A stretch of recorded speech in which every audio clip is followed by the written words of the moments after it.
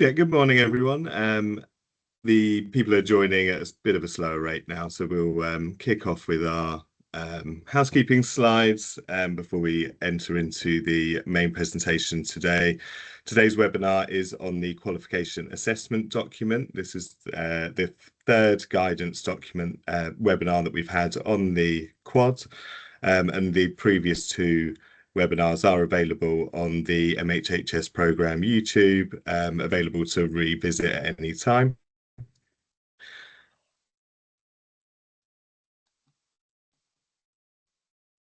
So as usual with our webinars, we would like you to engage via Slido, and I will be collating those questions as they come through on Slido, ready to answer all of those in an FAQ section at the end of the session today.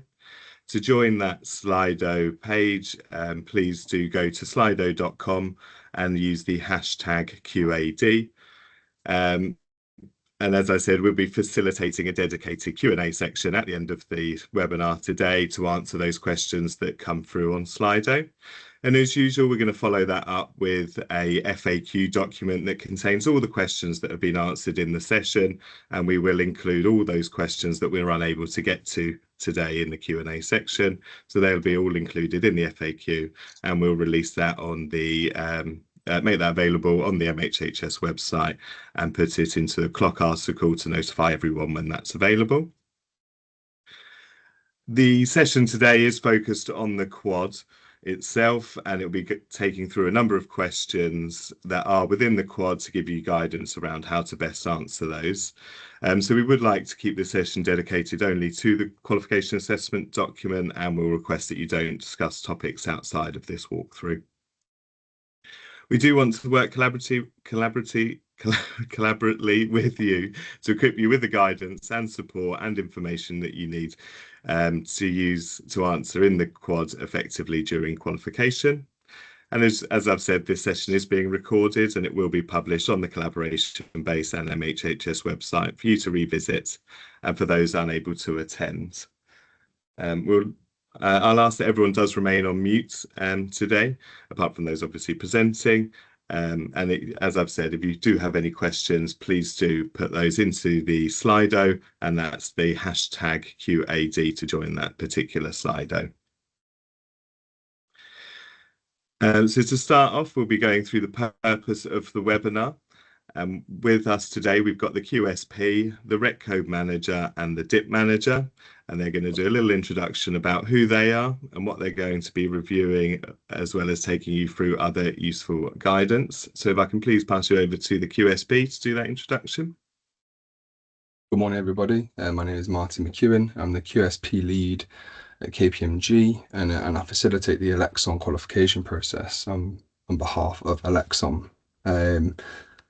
Many of you have probably interacted with me in one guise or another over the years, and my role is primarily to review submissions by every applicant, to check that the relevant documentation and evidence has been received, any relevant testing has been fulfilled or is due to be fulfilled, and then preparing and presenting reports to the Assurance Board for approval to participate in the market.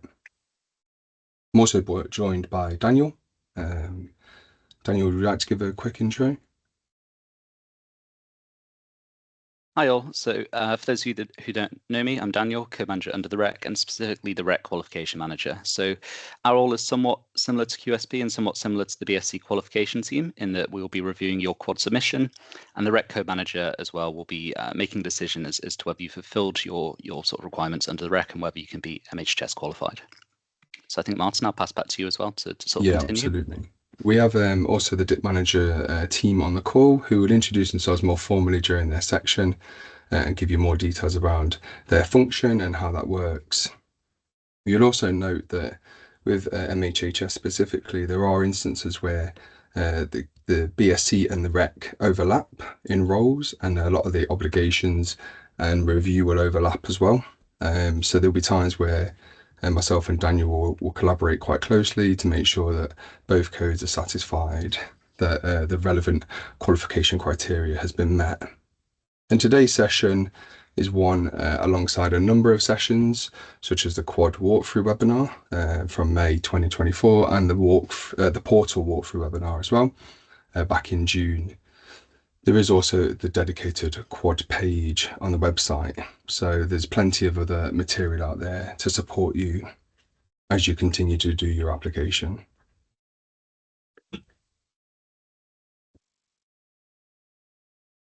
Great, awesome. So I'm just going to pick up there on providing you a bit more context on what we're going to be covering as part of this webinar.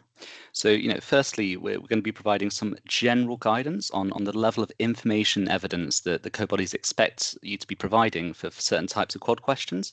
And then we're also going to go into some specific questions and outlining how those principles actually look in practice, and again, specifically what we're expecting as part of your submission. Additionally, we're going to have a slightly deeper dive into what specifically is required for the DIP section of the quad, since that hasn't been focused on as much as part of the previous guidance that we've provided. And I think finally as well, just wanted to re-emphasize that we've tried to make this webinar be applicable to all of the different roles that will be completing MHHS qualification. I think just as a bit of a heads up in terms of what this webinar won't be covering. So we can't provide you with, for example, a list of example or template responses to the quad questions. And this is for the same reason that we can't provide this as part of the BAU market entry activities in that your systems and business processes are so disparate that the responses are going to be equally varied and equally, we need to be specific to your implementation of these MHHS processes. We're additionally not going to be covering the quad portal functionality in this webinar, as this was covered in a sort of dedicated quad portal webinar, which is available on the MHHS program website if you want to review that. And then finally, just to reiterate, the focus of this webinar is on the quad, not the squad, which I know that my Alexon colleagues have and will continue to provide separate guidance on. So I'm going to hand back over to Martin, I think, to discuss the high-level principles for answering these quad questions. Yeah, thank you, Daniel. If we just move on to the next slide, please. So we just want to start by outlining some high-level principles regarding the quad itself, including sort of why and what. So the general why and what is that the whole process is designed to look to mitigate risk that sits in the market by demonstrating that applicants have the right controls, policies, procedures, teams, systems, etc. to meet that aim. We also want to assess that the confidence that the party has to understand the obligations in line with MHHS, not only for themselves, but also any third parties that they choose to use, managed services, etc., and that they understand the KPIs they're aiming for, performance metrics, etc. When thinking about completing your application, one of the lenses we tend to assess that is, could an uninformed third party understand what you're trying to tell them within your responses? So if someone was to pick up your quad, would they understand exactly what the controls are, what the procedures are, and would they gain a level of assurance of your ability to perform the role that you're applying for? And it's also worth noting that between ourselves and the REC, there are different obligations and there are different lenses that we look at reviewing risk. So although you may submit a response on a dual role application, you may get different comments from both code bodies, because they may be assessing it in slightly different ways. When we think about the levels of evidence that's required, generally we would suggest that for technical detail on data flows, we won't need to necessarily deep dive into the technical aspects of those flows. You could just let us know what flows would be involved, how those flows are sent, etc. One of the key things to look out for is trigger words that might indicate the need for evidence, whether that's in the question itself or within the response that you're providing. So for example, if you were to mention something around a policy or procedure, it'd be really good practice to include that policy and procedure as evidence, and then reference within your response how that policy and procedure supports the response that you're writing. If one of your responses has huge amounts of technical information, because as we know, that can happen with this program, can it be easily summarized within the body of your response?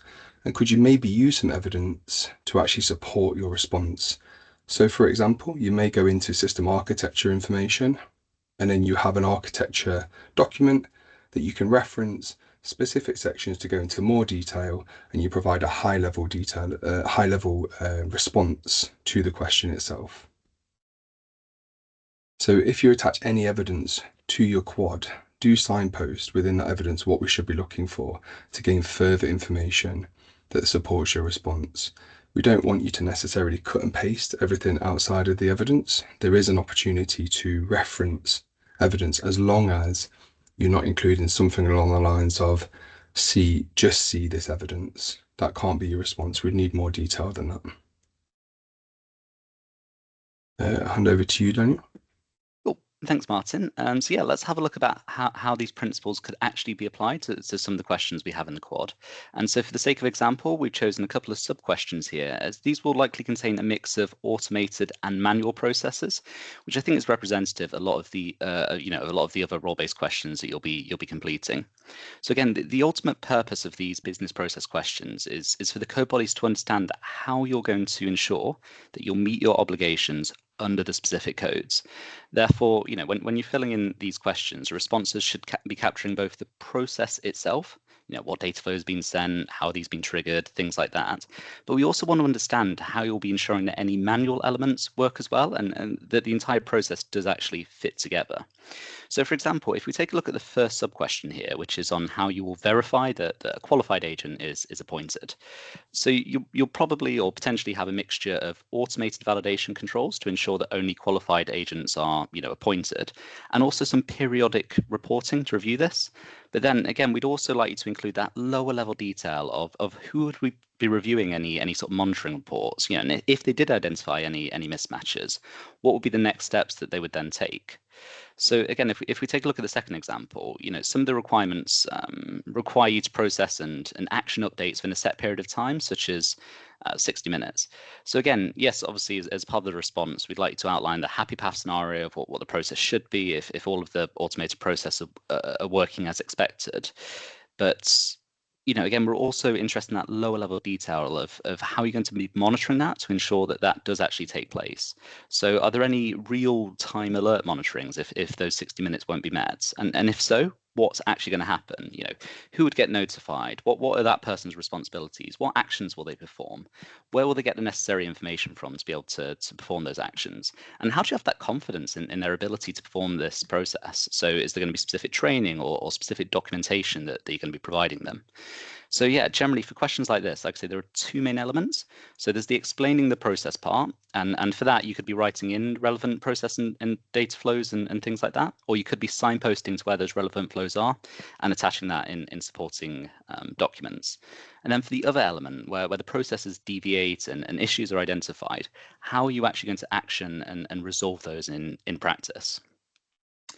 Now, I think if we just move on to the next slide, please. For each of the business process questions, we've also included this more general question about how you capture changes, or asking you to capture changes here that have not already been tested as part of MHHS Qualification, but that may impact your ability to meet your code obligations. So this is mainly focused on any significant changes you could be making to upstream or downstream systems or to key business processes, which may not be included within the scope of the formal MHHS Qualification, but again could have a significant business impact and specifically an impact on your ability to meet your obligations under the relevant codes. So what we're asking in this question here is for you to provide a bit more detail about the scope and the impact of these changes that you're making, and specifically how you've mitigated any risks that to your MHHS implementations. That could be around the testing approach, implementation approach, and things like that. So we anticipate that for a lot of the participants, for a lot of these business processes, that you won't have anything to disclose here, but we did want it to be more of a open text area for you to be able to disclose anything which hasn't been, like I say, disclosed as part of the rest of MHHS Qualification. So I think that's everything I wanted to say on sort of more generally on role specific questions. I'm going to hand over to Martin to talk through one of the sort of different sections, which is around the declarations from your testing. Thank you, Daniel. Yep, so as you can see on the screen here, we've given a couple of examples of some of the declaration questions that are included in the quad. So 4.2.1, 2.2, and then we'll go on to the next one in a moment. And this is primarily around the pre-qualification submissions and placing reliance proposals that you may have been subject to complete at the start of the program. Not everyone may have done this.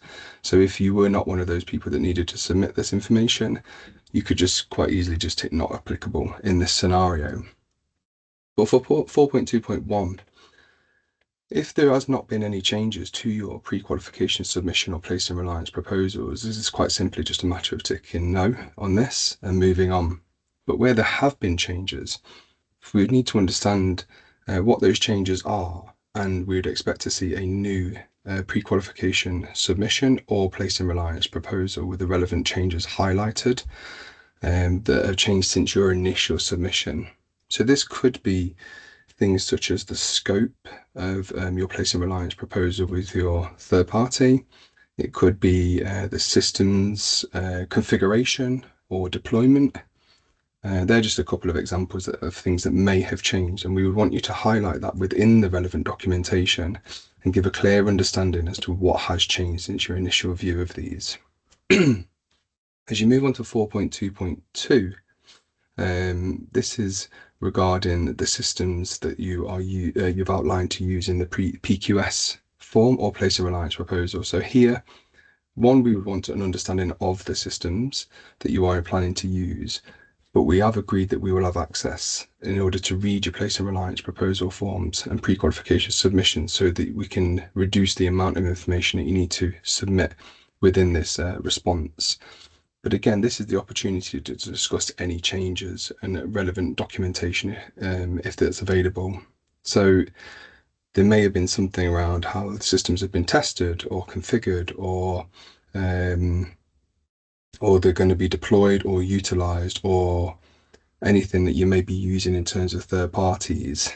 This would be the opportunity to identify all of those changes and also include any relevant evidence that would suggest how you have gained assurance that those changes are being deployed successfully, that they have been tested successfully, and that you are confident they perform in the way that you expect them to perform. If we move on to the next question, 4.2.3, this is regarding your pre-integration testing to satisfy BSc assessment and/or REC assessment as well, and the PIC documentation. So here again, this is a declaration that all testing has been completed successfully. If that is not the case, we'd expect you to answer this as no, and then outline within your response which requirements haven't been successfully completed and the mitigation that you've got for those issues. If a work-off plan has been agreed, we'd expect to see what the details of that work-off plan are, any agreed timelines, any agreed actions and milestones in order to meet the criteria of that work-off plan. We'd also ideally want to see that work-off plan having a submission window that will still align within the program. And then your PIT approach plan should have included any defect identification. So again, if these haven't been included, we'd expect to see something separately attached as evidence in this scenario. So a defect identification and resolution policy, release management policy, any regression testing. We'd expect these to be included as additional evidence and then referenced any specific points within that evidence that are most relevant to the response here. But ultimately, this is a declaration for you to just confirm to us that testing is complete, and if not, what actions are due to be taken in order to ensure that the testing requirements are satisfied.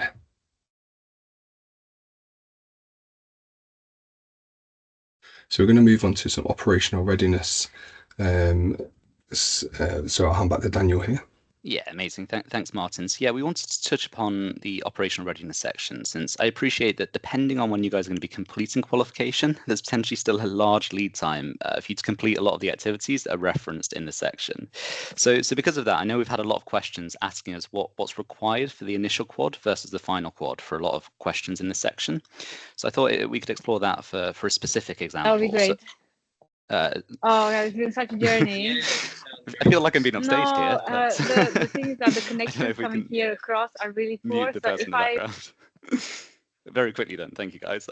Cool. So like I say, if we take a look at the specific question here around what adjustments you're going to need to make to your resources to meet the changes brought by MHHS and how you intend to meet those needs.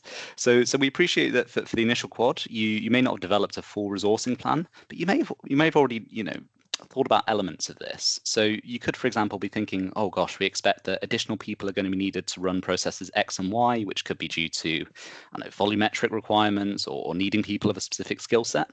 And then what you could do as part of the initial quad is outline any future activities that you'll be completing, such as, for example, we'll evaluate, X months prior to our migration, the specific number of people that are needed and the timelines and how we're going to actually fulfill those recruitment requirements. But then for the final quad, we'd be expecting you to then sort of highlight at a high level the specific recruitment requirements that you have in fact identified and when these posts will be filled or potentially have already been filled. And again, I want to sort of re-emphasize something that Martin mentioned earlier in that we're keen to be providing flexibility in how you respond to these questions. So for example, for questions like this, we're not mandating that you provide any evidence. You could just copy and paste in the relevant information here. But for example, if you have already written a resourcing strategy, you could upload that and just signpost out to relevant sections. So again, it's giving you that flexibility, and I just want to re-emphasize that we're not requiring you to provide evidence for all of these questions unless we explicitly state it as part of the question. So I think that's everything I wanted to say on operational readiness. So if we please move on to the next section. Bit of whiplash, bit of a change of topic, but this is around information security. So specifically in section 4.4, there's only one question anyway, which is around how you have ensured you have identified and effectively assessed all of the relevant InfoSec risks as part of this transition. So, for the response to this question, we're not mandating that you complete a specific activity, but we do expect you're going to be providing or performing some type of InfoSec review based on the fact that you're going to be receiving new information via new formats and new interfaces. So you might have done some type of risk register review, you might have done some type of DPIA or other similar activities. And we're just expecting you to disclose what those activities are and provide a bit of additional evidence around that. So for example, that evidence should include something that outlines that this activity has taken place and potentially, for example, any supporting risk methodology that was used to drive this activity. We appreciate that this may contain some sensitive information. So if so, that sensitive information can be redacted or provided a bit more of a higher level. But again, we're going to want some type of evidence that's showing that these activities actually took place and not just a high level plan. I think I just wanted to re-emphasize as well that this shouldn't just be the service provider that's if, for example, you have a managed service provider or an IT service provider, it probably wouldn't be appropriate for them to just be doing all of these activities. The participant yourself, you're going to be wanting to at least form the governance around that and direct what those activities are going to be. So we'd be expecting something specifically from the participant as well, but we appreciate that some of these might be joint up activities.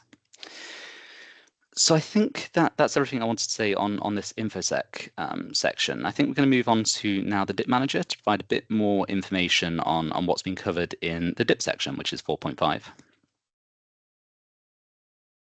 Morning, everybody. Hopefully some of you might recognise me. My name's Robert Golding.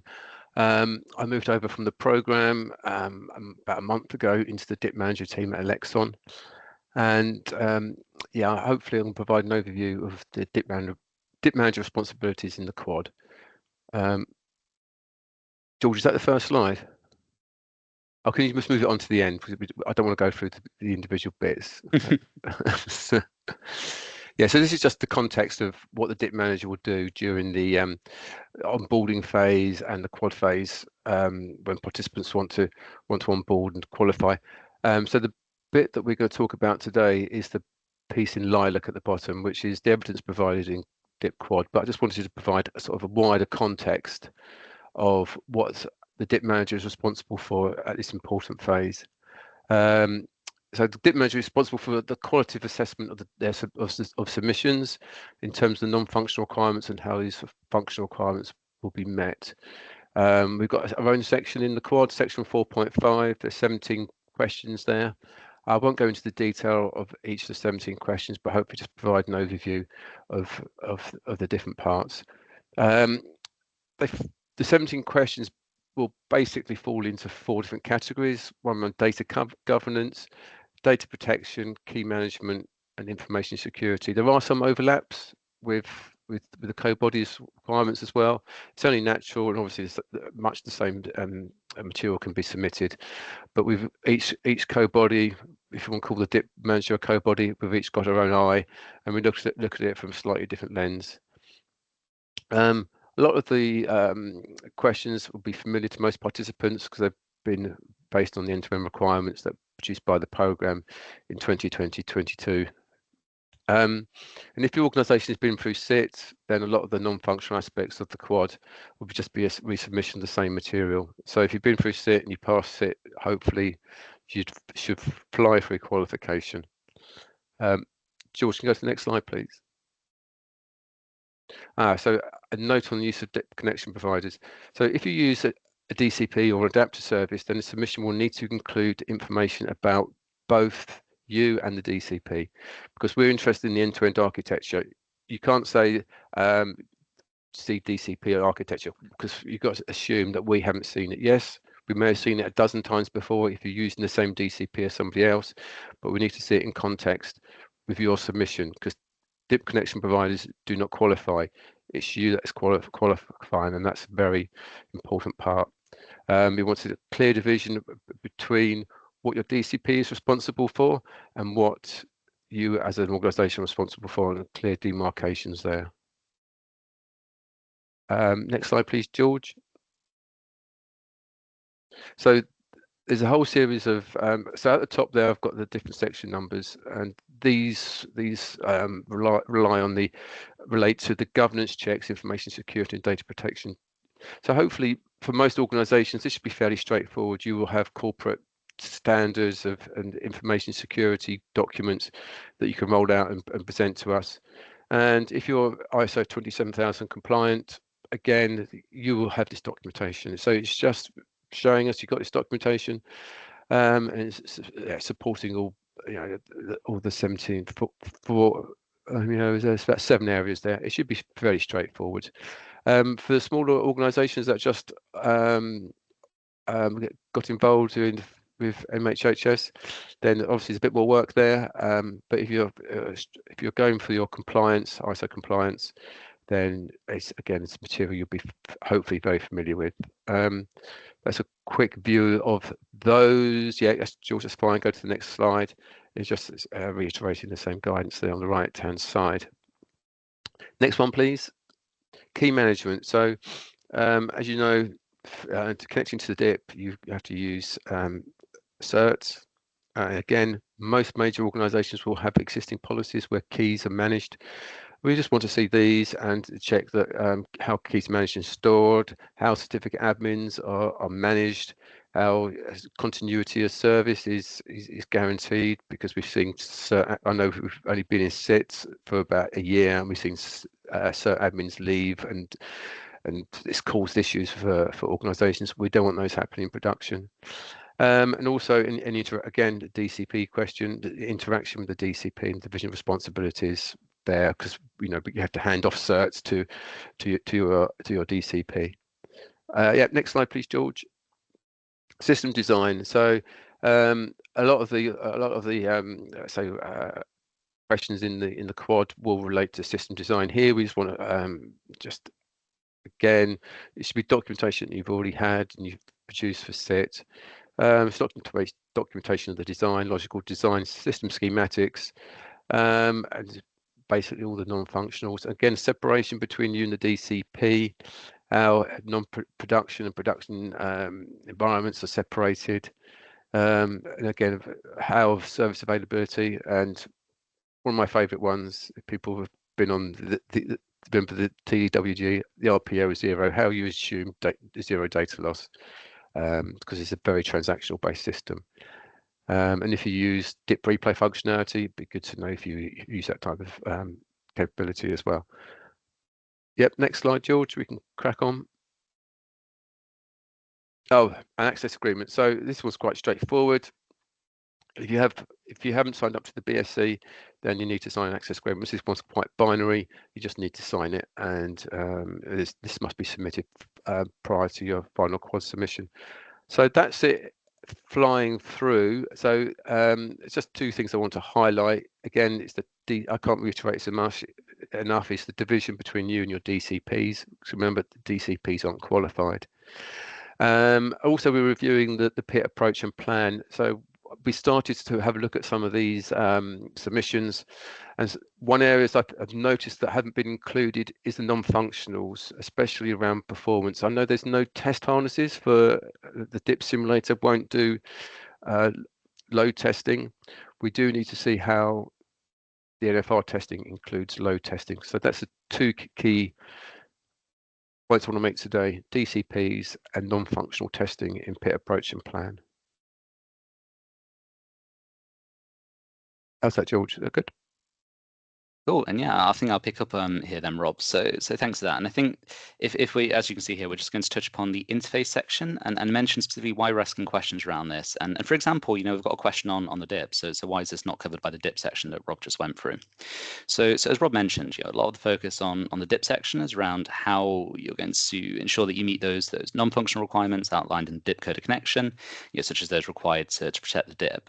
So the interface section that we have here in 4.6 is really to focus on how you're going to be managing your interfaces and connections to the central services more generally to ensure that you can meet your functional and specific code requirements, for you as a participant.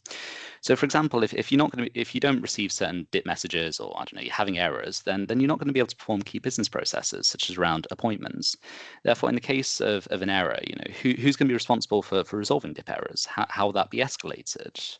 What documentation are you going to have to support that person or that team to be able to resolve it? How are you going to have confidence that these processes will be and after you start operating will continue to be effective?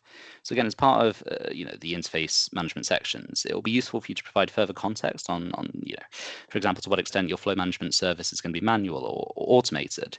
For any manual processes, it's going to be onshore and offshore, and what training you're going to have in place to ensure that those teams are going to be able to resolve issues with the DIP or DTN or CSS interfaces that are mentioned in this section. What ongoing monitoring and reporting you're going to have around the completeness and accuracy of the flows and the connections to central services to ensure that you're going to be able to continue complying with your code requirements. So again, when you're going through all of these questions on the interface management side, the specific area we're focusing on is how you're going to ensure that the connections and the interfaces are operating in or are connected in a way that you're expecting and that will allow you to meet your requirements under the code, and where there are issues and errors, how are you going to resolve those to make sure it doesn't have a significant impact. So I think if we just go on to, there's one other question that we did want to specifically touch on in the interface section, which is around the electricity inquiry service.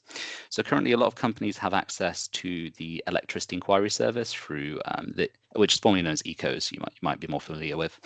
You can have access to this ECOS or EES data through an online portal or an API or periodic reports.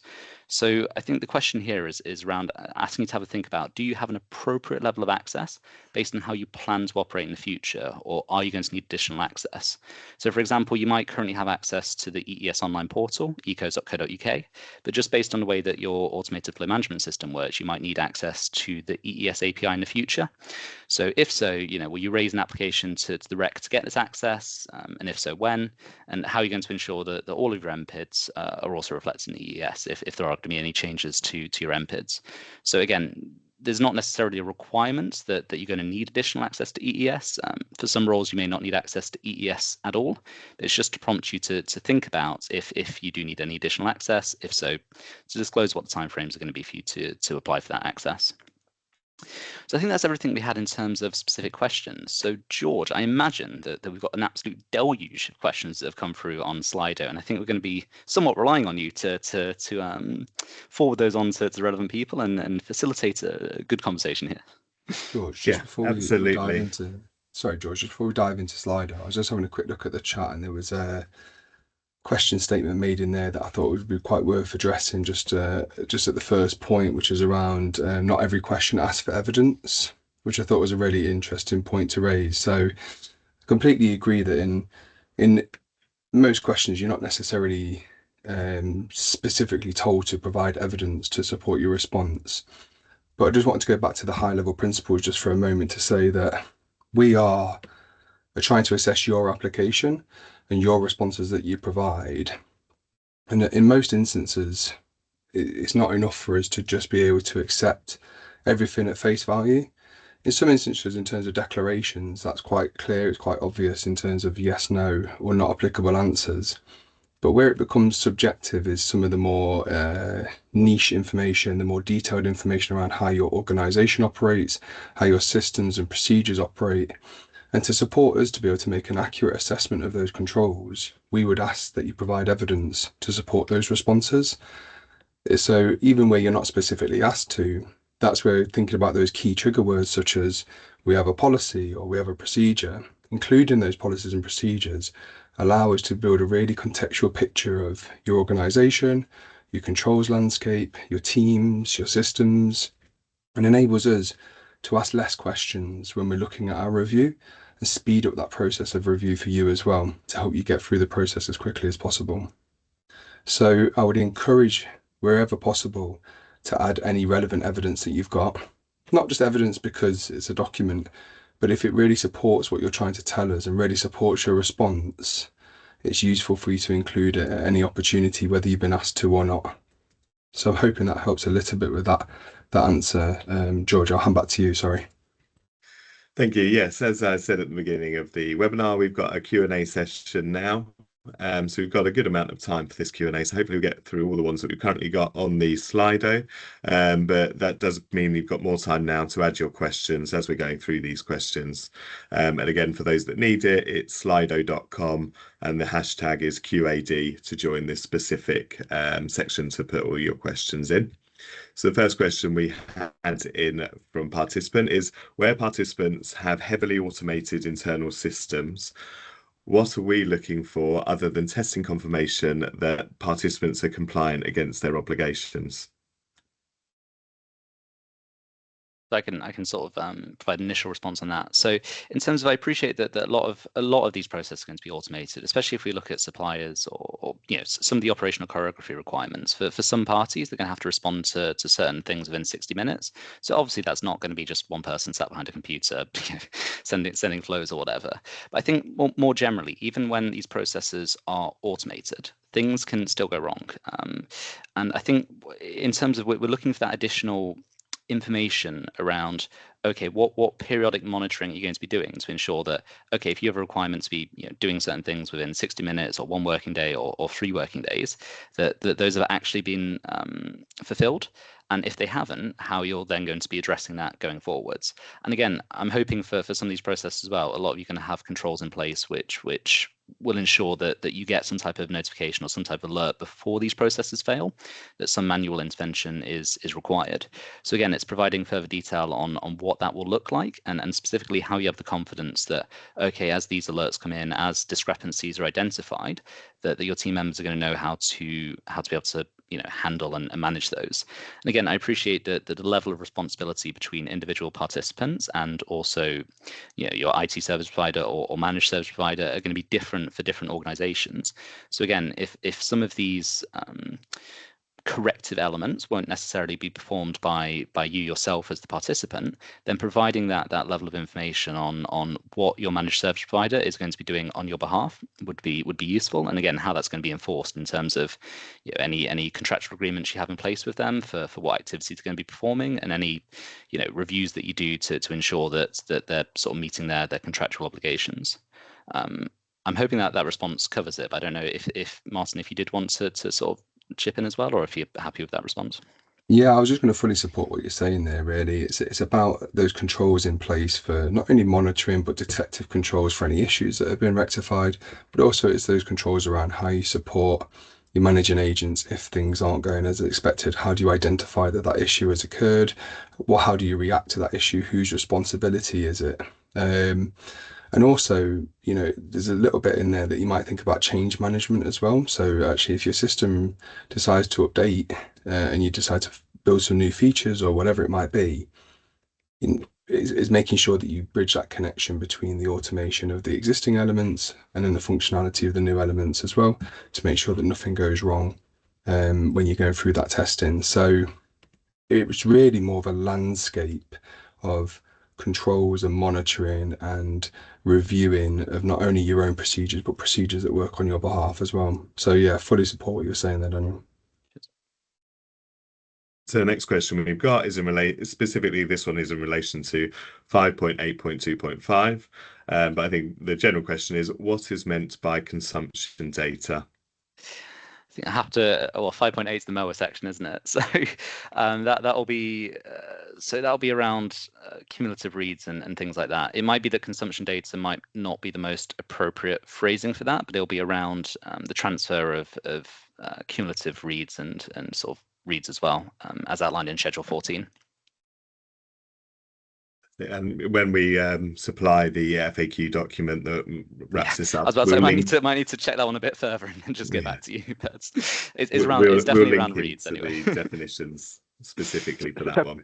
That would be specifically the F21 data, which is the biggest volume of data flying through the DIP by a long way.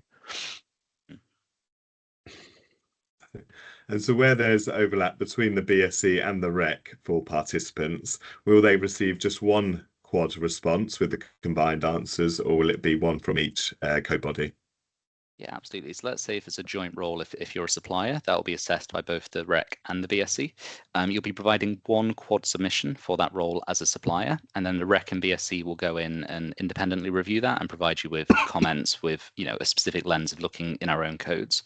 So although your initial response will only be one response, one submission, you may get sort of separate questions from the REC and BSc, and obviously you have to pick up and respond to both of those the comments from both those codes. Again, Martin, if there's anything further you want to say on that as well. What we do want to make sure as well is that you're not being overburdened by the number of comments that you're receiving, especially in duplication as well. So we'll be working really collaboratively to make sure that you're not receiving the same comment twice, or you're not receiving the same question twice, as wherever best as we can, and that the comments and questions are really focused towards the specific lens of the code body that they need to do to satisfy their assurance. So for those participants that are in SIT, the quad submission deadline is the 6th of January onwards. How comfortable are we that there's enough time for quad review and updates to occur? In terms of quad review of their submissions? Yes, I imagine. Yeah, participants. Well, I can speak on behalf of the QSP that we're very confident that we've resourced effectively to not delay any applicant getting through the process if the applicant is ready. Obviously, we must caveat with a sense of we can only respond to what we receive, and we can only respond within the line of the quality of the application that we receive. But our intention is to respond quickly, respond, you know, in the best way to progress you and help you move forward. But we have no doubts that we're you know, in a position to support you. Daniel? Yeah, completely agree with that point. I'll go to Chris in a second. I think obviously we were aware of what the timeframes would be and how many participants are going to be going through SIT and things like that. So we made sure we have an appropriately sized qualification team to sort of meet the review timetables outlined in the sort of qualification approach and plan. But I don't know if there's potentially a sort of sub question to this or a specific area that we need to touch on. So Chris, I imagine that's why you've got your hand up right now. Yeah, so I didn't raise the question, but I thought the question was more about the fact that Quad 3.1 is still in consultation and sign off until, as it stands at the moment, the 19th of December. And therefore, in order to get your quad submission in by the start of January, if that's the timelines, what's the understanding of the stability of the document? Because 3.1 won't be signed off until I might go out on a limb here and make an error, so apologies if I do. But my understanding is the quad window begins on the 6th of January. Yeah. So the quad is active to start submission. So if whenever the sign off is completed, we're still in a position to upload that into the platform, in a sufficient amount of time, so that once everyone returns in January and starts to complete their applications, they'll see the correct version in there and they'll be in a position to continue. Okay, thanks. Again, and as mentioned at the start, obviously, Martin and I were not necessarily the right person people to be talking about the Quad portal, because that's not within the scope of this webinar. But I know that obviously when that consultation timelines were drafted, we were conscious of the fact that any changes would need to be made to the Quad portal in times. That was definitely considered. Cool. I think we've got another hand up. Oh, sorry. Yeah, you've got your hand up. Hi there, Paul Hastings. Just a quick question related to this. The final sign-off deadlines and so on, I think it's like May or June for this area for the final submissions. Now, what's the confidence level on sticking to those dates? Do you think they may migrate out? Because I'm relatively short time space compared to some of the other later Quad submissions. I think just so we don't scope creep too much in this scenario, this session is regarding questions specifically as opposed to timelines. But just to try and give a very broad assurance, we are, especially at the from the BSc side, very confident that we have the relevant teams, the relevant processes and procedures in place so that as submissions come in, we will address them quickly and we'll move the applicants in the right way. So we are confident in terms of the job that we're supposed to do on behalf of these assessments, but I don't think it would be the right time to start talking about milestones, wave allocations and timelines in general on this specific session. Okay, understood. Thank you. So in relation to CR 55, which is the 5-month delay to the programme milestones, this may have caused dates to change within participants' pre-qualification submissions.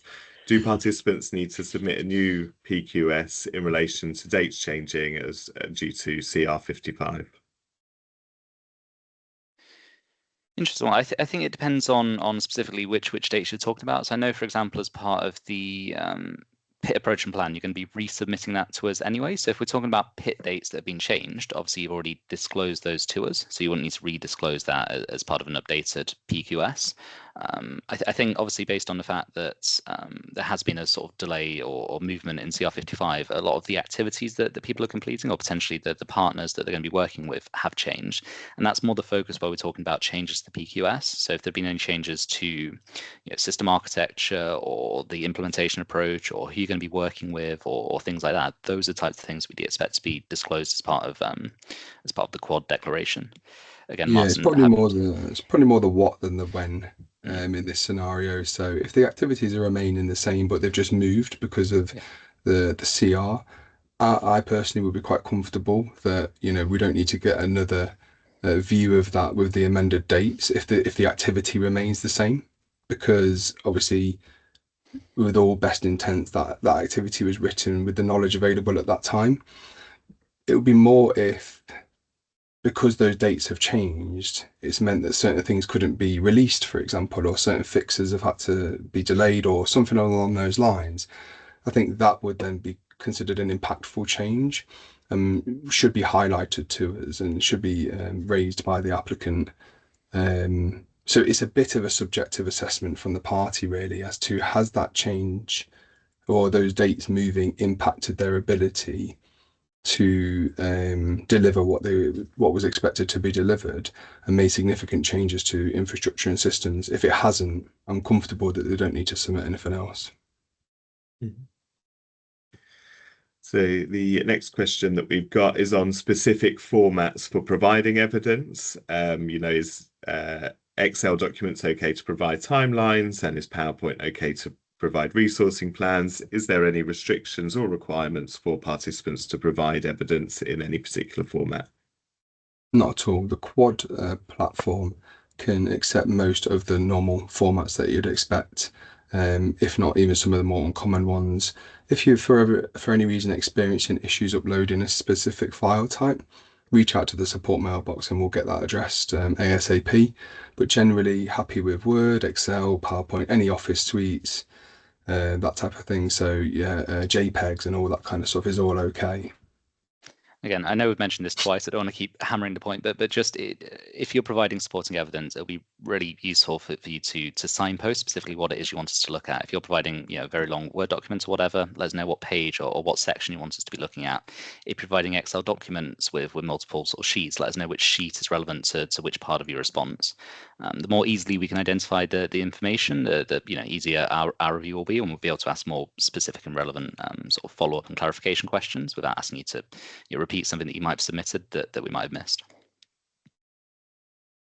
So there's a number of questions in the Slido about the information that's within this presentation and including that in the Word document. I will work with the PPC team to get that uploaded onto the Word document to have those additions in. But that covers off a few of those questions. So I'll go to this one. How are code bodies providing feedback on the initial submission? The timeline between the initial and final submission gives no time for adjustments to be made. So essentially with the initial submission, we also anticipate that some stuff cannot be answered and may be left as a placeholder within the quad to return to in the final submission. In that instance, we'll just acknowledge that.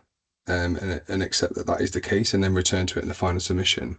Where there are changes that could be made within the initial submission, it may be that the party can make that change fairly quickly and resubmit.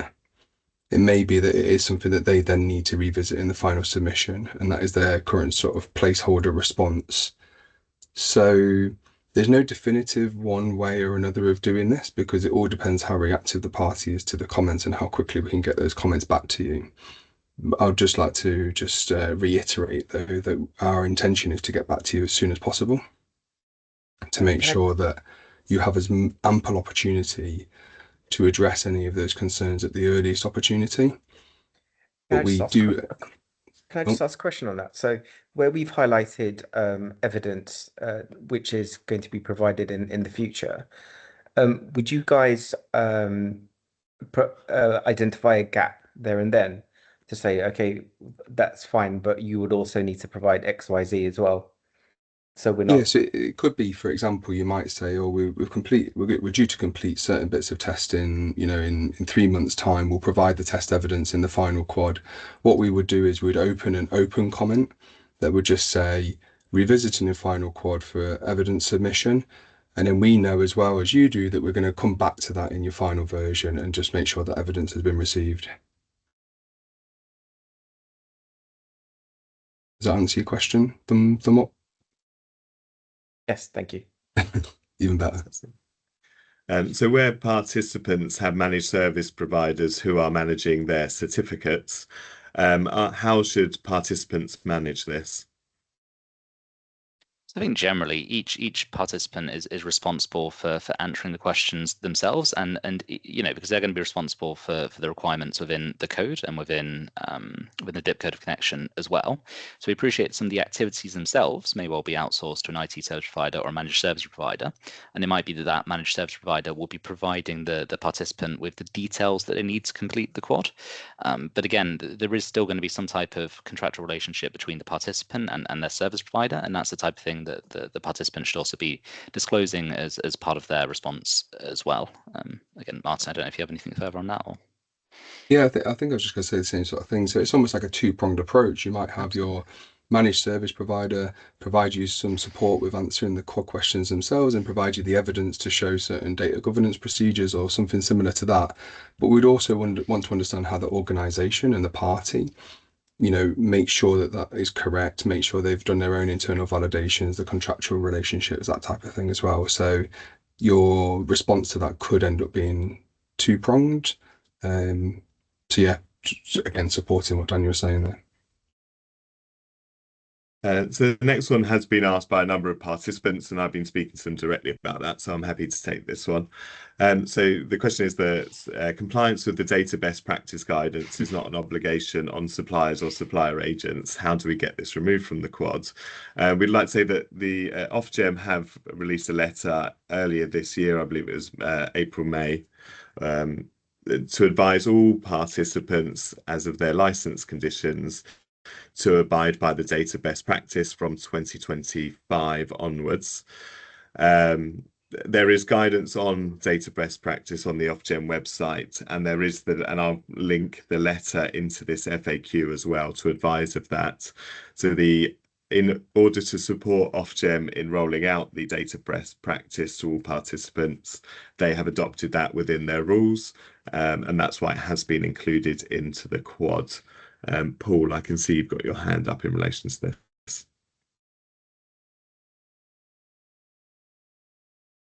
I don't agree, because Ofgem issued a response on data best practice on the 8th of October, which explicitly states that suppliers are not subject to data best practice guidance at the moment. And there would be a consultation with suppliers before it was introduced as an obligation. So I think that's certainly not my understanding of our obligations in regard to data best practice guidance. So it'd be useful to, or that my reading of the open letter either. So it'd be useful to get some clarification on that, because yeah, it's certainly not, having discussed it with Charlie Clark at Ofgem during the summer, it's certainly not our understanding that we are bound to that by our license without a further consultation. So yeah, I'd be happy to have a discussion around that, or understand, or yeah. Yeah, absolutely. The logic behind that, because I think there is, yeah, I don't agree with your reading with the programme's reading of the obligations in that space. Yeah, fantastic, Paul. I'll reach out to you and find out about that consultation as well. That's not something I'd yet been made aware of, but yeah, we'll reach out, we'll have a chat, and then I'll put the latest information in the FAQ document that then we'll release in relation to this question specifically, so that for the benefit of all participants. Thanks, George. Thanks, Paul. So evidence might be of business processes specifically, and there could be hundreds of these. Do code bodies really need to see all of these? No. Probably in short, I think it's worth just having a selection of them that are relevant to the processes you might be discussing. But no, we certainly don't need to see every single business process that you go through. What we're really trying to get an understanding of is the fact that these processes exist, that there is a format and a structure for you to create these business processes. You know, they may be version controlled, they may have certain levels of sign off, that type of thing as well. So really, it's more of a review around that control broadly, as opposed to, yeah, we don't need to see hundreds of business processes. But Daniel, feel free to correct me. No, I completely agree, because I know we have a sort of general question around the updating of business processes, which, like you say, that sort of response there covers. And I think more generally too, if we look at the role-specific questions, so such as, you know, the key business process areas that you're providing us with more information on, for none of them, we've not mandated that you have to provide a specific business process document for that question, but we did want to give that flexibility of, if you're already creating a lot of these documents anyway, it may help your response to essentially attach those business processes and just signpost out to relevant areas within it, rather than you going in and copy and pasting in hundreds of lines of information for us.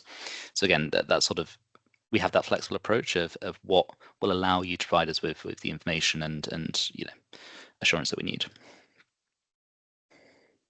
Fantastic. So we do have only 1 minute left of the presentation today, and we do have a handful of questions that have not been answered. As I've said before, we will combine all of these into the FAQ document, and we will send that out.